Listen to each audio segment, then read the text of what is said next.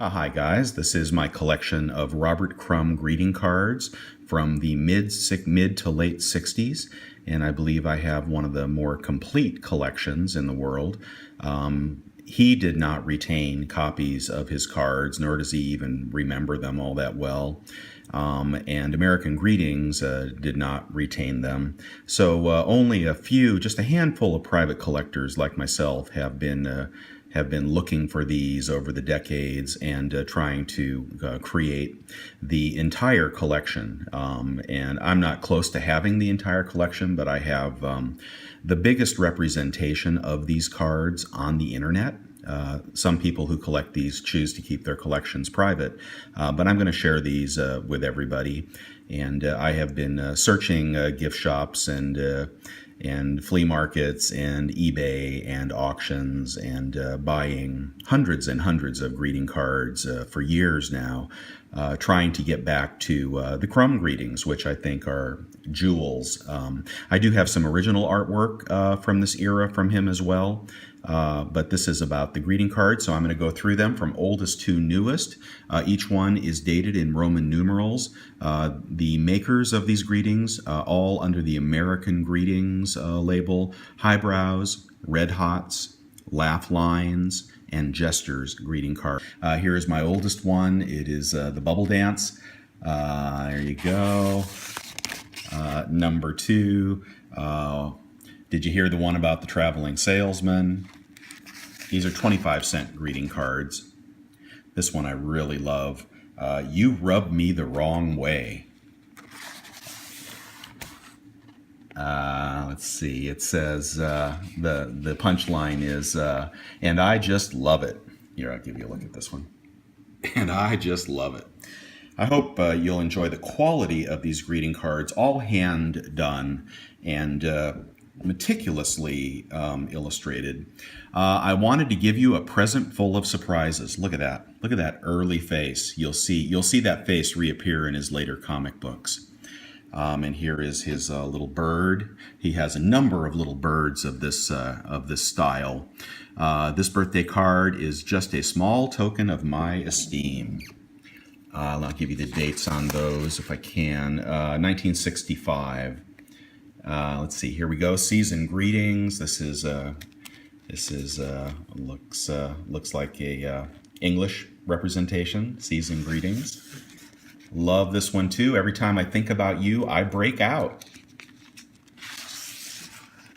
Here's the punchline. But they always put me back in again. I love this little man with just the weird, simple, round face. He's something. Here we go. To my husband on Father's Day. Here we go. I bought you an exploding cigar for your birthday. Here's one here. It's your birthday, so why not have a hug? Oh, this is a good one here. I bought you... Okay, I will go through the whole thing on this one. Some of these were taken out of albums. Yes, I've been buying albums and looking for these. I bought you a birthday present, but on my way to your house, a big tiger came along and ate it up. Don't you believe me? I guess I should have told you the truth. A big tiger didn't really eat up your birthday present. It was a lion. I just love that. The pure, gentle satire and beauty of a card like that. To my wife on her birthday, honey, I willingly give you the world. And then here is the punchline, and there it is, their closet exploding out on them. That looks like my house. This one you can find pretty readily. I don't know, there might have been a lot of these. When I first saw you, zing went the strings of my heart. Some of these I have dupes on. And if anybody is looking for a Robert Crumb greeting card trade, if you have something I don't have, I'm happy to trade duplicates. Would you believe I'd like to spend a lifetime of bliss with you? This is the Big Shoes. This is the first appearance of the Big Shoes that I'm aware of, which later came to populate his Keep on Trucking strips. Would you believe me? 10 minutes for a little fooling around. Here's another one. This one is published. You can see it in some of his literature. Some of the books trying to chronicle his career. When the local press contacted me on your birthday asking your age and other personal questions, I repeatedly told them no comment. Oh, this one I love too. Again, anything with birds. Gosh, I hope that's not glared up like that. Anything with birds, he did especially well. Congratulations on your special delivery. But this guy in the let's see, this guy you'll see this guy appear over and over again. He is a co-worker of Crumb's of the day. All right, I'm back. Wouldn't you be surprised if you opened this card and found a $10 bill? I know, I'd be surprised too. Oh, and here we go, more with the birds. This is his down and out bird. Nobody wants you when you're down and out. Jesters card. Get well soon. Love, nobody. I could make this birthday really wild and exciting for you if I just set my hands on something nice. Yeah, you guess what those are. Like you. I saw so many nice presents, I wanted to pick one up for you. But I'm not as quick as I used to be. Okay, this one is a hard to get. This is also highbrows. It's your day, so raise hell. You can always raise bail tomorrow. This is a very naughty card. It didn't even arrive in time for your birthday. Haha. Here we go. You're really going to get a big surprise on your birthday because my uncle Igor just passed away and left me a big bundle, and I'm sending it to you. Here it is. There's the big bundle from his uncle Igor because I'm afraid to open it. That's from 1968, originally issued.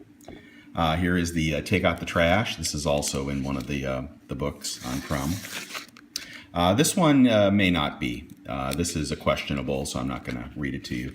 I've studied his work for so many years now. I can tell his work from anybody else's of the time. And there are many really, really wonderful illustrators from the highbrows division.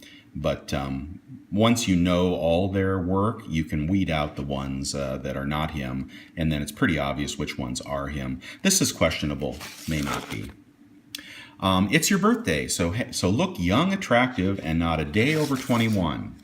Well, there's another good deed done for the day. And sometimes you can tell his work by the lettering, and sometimes by the illustration, sometimes by the cross-hatching.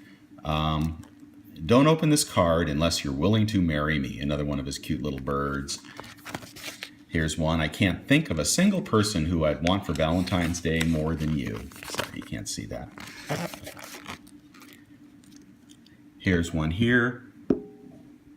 I had your birthday tattooed on my chest. I figured that way I'd see it every time I took a bath. And then I could possibly forget it. And then I couldn't possibly forget it. Let's see, I think this is probably not. My guess is not on this one. It's a red hot card.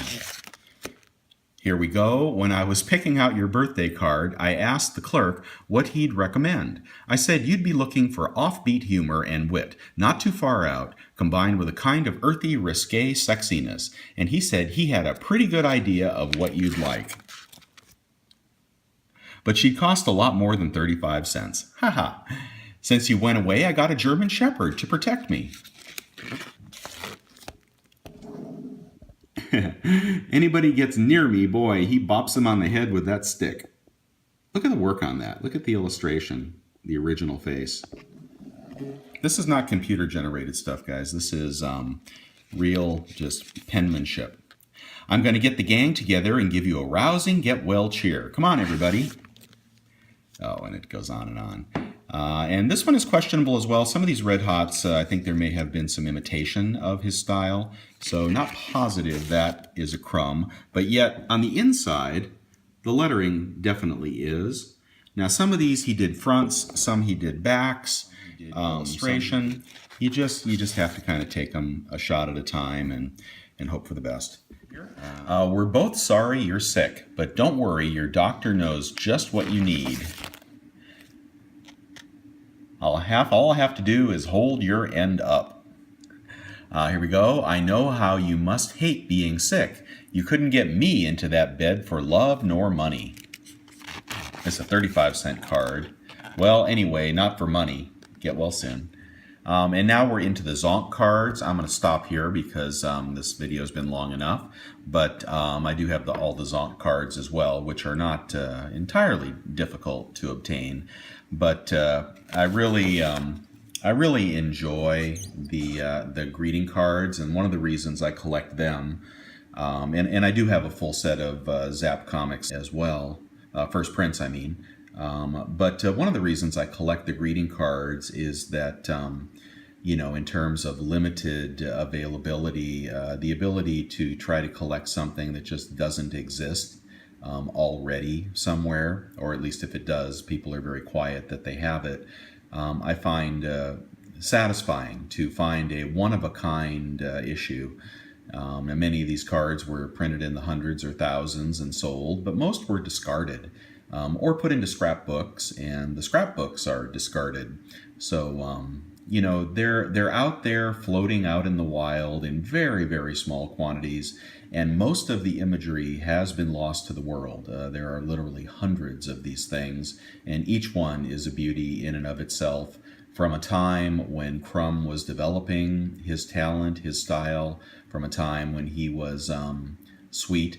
As a matter of fact, when he went into underground comics, the peers of the day told him that he had to dump the sweet little cards and get more graphic, which, you know, of course he did, and is known for quite shocking graphic works. But this is when he was refining his art. He was a young man under contract with Highbrows. And you'll see some of these characters appear, although in much more dastardly form as he goes later into his underground comics career. So next up, I'll do my Zap collection for you all, which everybody collects. Anyone who likes underground comics collects the Zap collection, but I'll show you that. Okay, guys, Louie signing out. Have a great day. And here's where I keep the stuff. You can see I've got just archives and archives of stuff. Other things I'll show you at some point. But up here is a kind of a one-of-a-kind. This is actually from Highbrows of the day. It is a little squirrel. Oh, he's in there upside down, but a little squirrel. They sold weird stuff like this. But I noticed this whole thing's upside down. I noticed when I bought this that the lettering was from Crumb. So this is a little stuffed animal from Highbrows, and you can see that Crumb has definitely lettered that. When he started with Highbrows, they wouldn't let him illustrate; they would just let him do the printed words. So this may be from that era. Not sure. Don't know the date on this. Let's see. Yeah, I can't tell the date on it offhand. Looks like it was maybe $3, but I thought you'd get a kick out of that.